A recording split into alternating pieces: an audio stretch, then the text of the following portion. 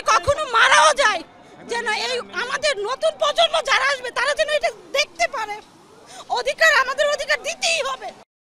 দর্শক, আমরা এই মুহূর্তে আছি উত্তরা আধুনিক মেডিকেল কলেজে উত্তরাতে, এবং আমরা একটু আগে দেখিয়েছিলাম আপনাদেরকে মূলত ঠিক জসিমউদ্দিন এলাকায় যে সংঘর্ষ হয়েছিল সেখানে পুলিশ এবং র্যাবের সাথে যে ধরনের সংঘর্ষ আমরা দেখেছিলাম শিক্ষার্থীদের সাথে, এবং তারপরই মূলত উত্তরা আধুনিক মেডিকেল কলেজে আমরা দেখেছি যে বেশ অনেক শিক্ষার্থীরা এখানে এসেছেন যারা আহত অবস্থায় রয়েছেন। আমরা একটু দেখানোর চেষ্টা করছি যে আপনারা দেখছেন এই মুহূর্তে বেশ শিক্ষার্থীরা এখানে যারা এসে আহত অবস্থায় রয়েছেন এবং তারা সবাই প্রাথমিক চিকিৎসাগুলো নিচ্ছেন, এবং তাদের বক্তব্য হচ্ছে যে এই যে দাবিটি নিয়ে তারা এসেছিলেন এবং সেই দাবিটি অর্থাৎ কোটা সংস্কারের যে দাবিটি ছিল তাদেরকে সেটি একদমই যদি বাস্তবায়ন না হওয়া পর্যন্ত তারা মাঠ ছাড়বেন না, এবং বেশ কয়েকদিন ধরে যে চলমান আন্দোলন সেই চলমান আন্দোলনকে সমর্থন দিয়ে তারা মূলত এই যে দাবি এবং এই সংঘর্ষ চলছে, এবং সেখানে আইন শৃঙ্খলা রক্ষাকারী বাহিনী যারা রয়েছেন তাদের সকলের সাথে দফায় দফায় কিন্তু সংঘর্ষ হয়েছে। এবং আমরা দেখেছি যে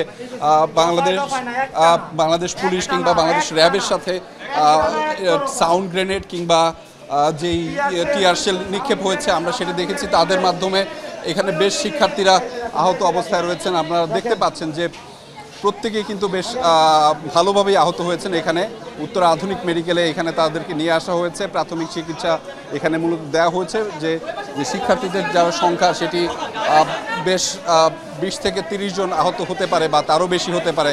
আমরা দেখতে পাচ্ছি যে বিভিন্ন সময় তারা যে বিভিন্নভাবে তাদের এই যে আহত হওয়ার সংখ্যাটি সেটি এখন কত পর্যায়ে গিয়ে থাকে।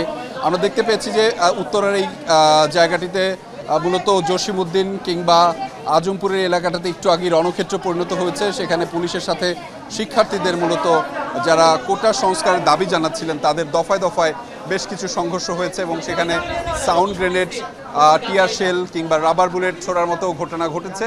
এবং তারপরই দেখেছি যে যারা আন্দোলনরত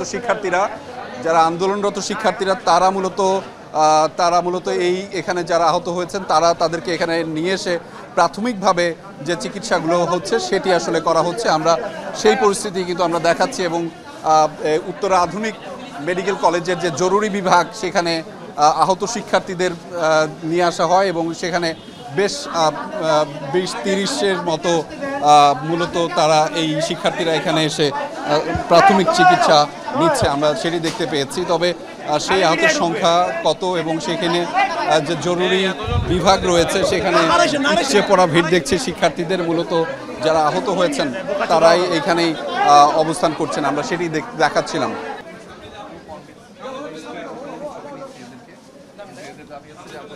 আমি যদি কখনো মারাও যায় যেন এই আমাদের নতুন প্রজন্ম যারা আসবে তারা যেন এটা দেখতে পারে।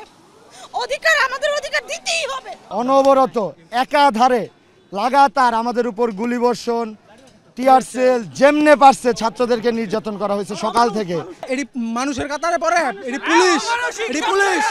পুলিশ। আমার হাতে বুলেট লাগছে 2টা, পিঠে লাগছে, তারপরে আমার টিয়ার শেলে অবস্থা খারাপ। আমার ভার্সিটি থেকে 4 জন গুলিবিদ্ধ হয়ে হাসপাতালে আছে।